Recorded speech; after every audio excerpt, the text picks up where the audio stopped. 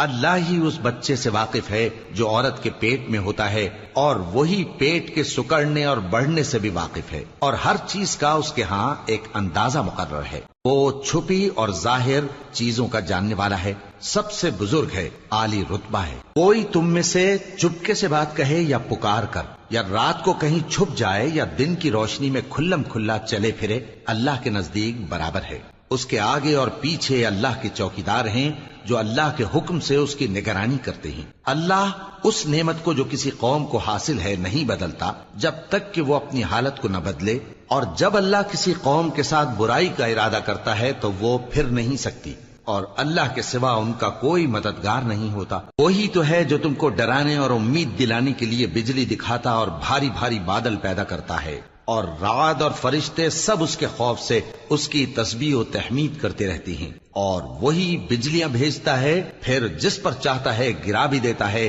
جبکہ وہ اللہ کے بارے میں جھگڑتی ہیں، اور وہ بڑی قوت والا ہے،